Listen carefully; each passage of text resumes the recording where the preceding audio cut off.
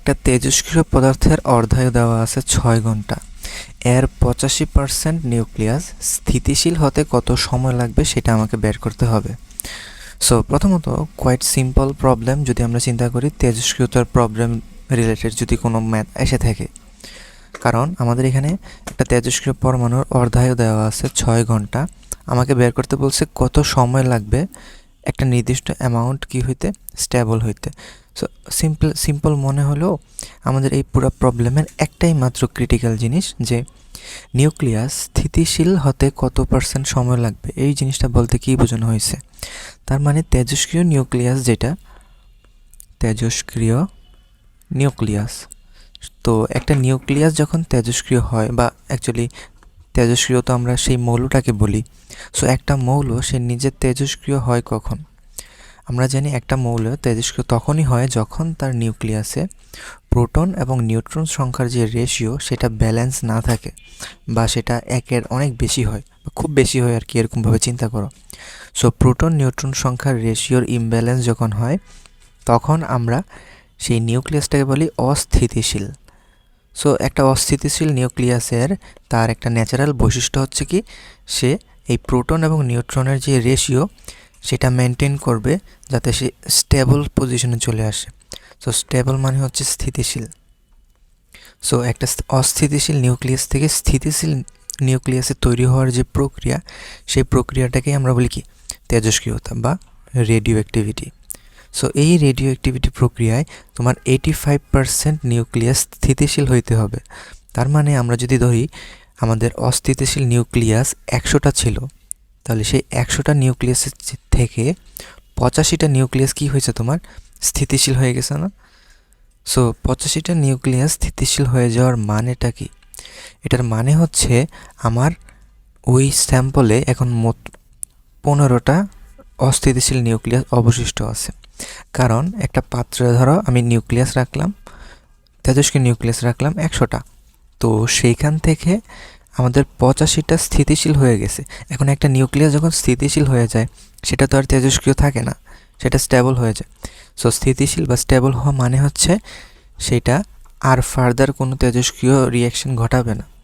তাহলে আমাদের তাহলে অবশিষ্ট কয়টা তেজস্ক্রিয় নিউক্লিয়াস থাকবে? 15টা।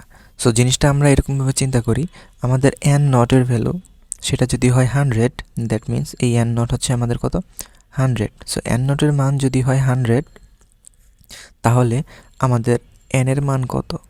n মানে কি আমাদের এই t সময়ে যতক্ষণ এই 85টা ক্ষয় হয়ে গেছে বা 85% স্থিতিশীল হয়ে গেছে, তাহলে সেই t সময় পরে যে অবশিষ্ট পরমাণু সেটা আমাদের কত n। অর্থাৎ আমি যদি ইনিশিয়ালি n নট ধরি তাহলে আমাদের t সময় পরে আমাদের অবশিষ্ট থাকবে কত 0.5 অফ n নট বা n নটের 15%। সো আমাদের এই টাইমটা কি হবে? সো আমরা টাইমটা কীভাবে বের করব? আমাদের যেহেতু এখানে অর্ধায়ু দেওয়া আছে, সো আমরা জানি t½ সেই অর্ধায়ু থেকে আমরা ln 2 ডিভাইডেড বাই ল্যামডা করে ল্যামডার মান বের করব। সো ল্যামডা কেন প্রয়োজন? যে কোনো তেজস্ক্রিয়তার ম্যাথ করার জন্য আমাদের ল্যামডার ভ্যালুটা প্রয়োজন হয়, কারণ আমরা জানি n is equals to n not e to the power minus lambda T. So এখান থেকে আমরা যদি n বাই n নটকে এক পাশে রাখি এবং এই পাশে রাখলাম e to the power minus lambda T এবং উভয় পাশে লন দিয়ে মাল্টিপ্লাই করলাম, তাহলে এখানে থাকবে ln n by n naught আর এখানে থাকবে ln e to the power minus lambda T, যেটা শুধুমাত্র মাইনাস ল্যামডা টি আকারেই থাকবে। তাহলে টি এর মান যদি আমরা বের করতে চাই সেটা হবে ln n by n naught divided by কত minus lambda. So ln n by n naught, n এর মান হচ্ছে 0.15 n নট আর n নট তো আমাদের n নটই, মাইনাস ল্যামডা হচ্ছে মাইনাস লন 2, যেমন এখান থেকে আমরা ল্যামডার মান বের করতে পারি, সেটা হচ্ছে লন 2 divided by t½ so ln 2 divided by t½ বা আমরা যদি এখানে এটা ক্যালকুলেট করি আমরা দেখব আমাদের রেজাল্ট প্রায় 16.42 আওয়ার আসতেছে।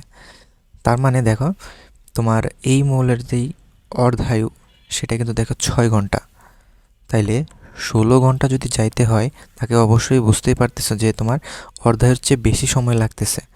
এখন এই পুরো জিনিসটা তুমি এখানে চিত্রের মাধ্যমে জিনিসটা বুঝতে পারো। দেখো, টি হাফ বা অর্ধায়ু পরিমাণ যখন সময় যাবে তখন তার অবশিষ্ট পরমাণু থাকবে 0.5 এন নট।